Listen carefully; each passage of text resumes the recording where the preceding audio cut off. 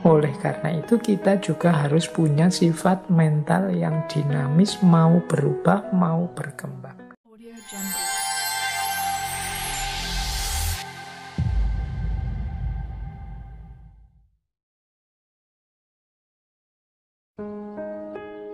Selama engkau masih hidup, teruslah untuk belajar hidup.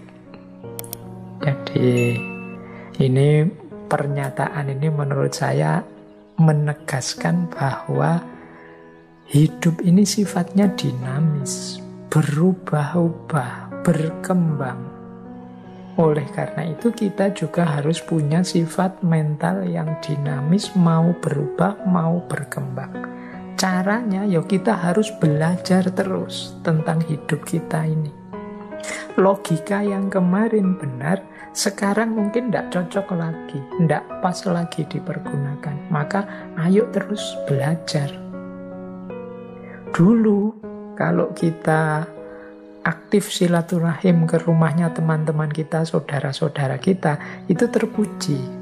Tapi hari ini di era pandemi ini justru kalau kita nekat mengunjungi saudara teman kita, sangat mungkin kita akan menyusahkan dia. Karena sekarang eranya kita diminta untuk jaga jarak dulu. Ini kalau kita tidak belajar terus, ilmu kita mandek. Logika sebelum pandemi mungkin tidak bisa diterapkan sekarang saat pandemi. Cara berpikir dulu dan sekarang beda. Itulah gunanya kita belajar terus. Sehingga kata Seneca, selama engkau masih hidup, teruslah belajar. Berarti belajar itu wajib, penting. Ini agama kan juga sudah tegas menyatakan itu. Belajar terus, jangan berhenti. Maka kita istiqomahi antara lain ngaji filsafat ini. Terus belajar, jangan berhenti. Karena kehidupan ini sifatnya dinamis, berubah. Kalian harus pinter mengadaptasi situasi-situasi yang kalian hadapi. Termasuk ngaji, materi-materi ngaji ini kan kalian harusnya cerdas menghadapi.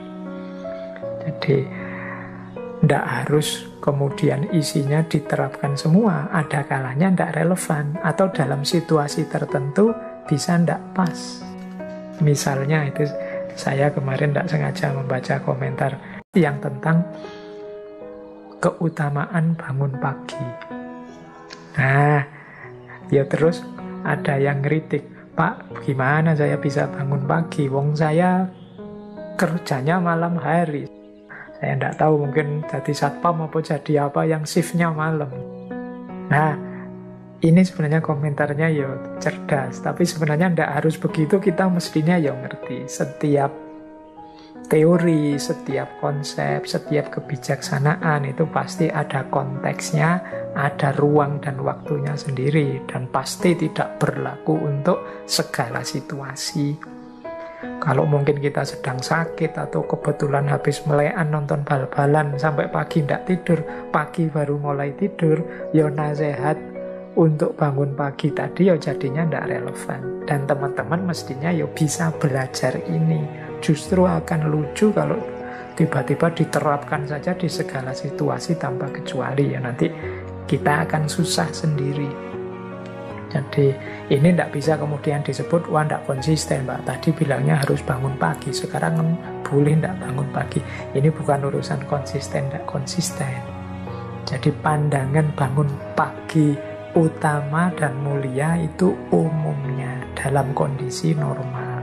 Dalam kondisi-kondisi khusus tertentu, tidak harus berlaku begitu kalau memang tidak bisa diterapkan. Ini loh yang disebut kebijaksanaan itu. Ngerti situasi, ruang, dan waktunya. Jadi selama engkau masih hidup, teruslah belajar.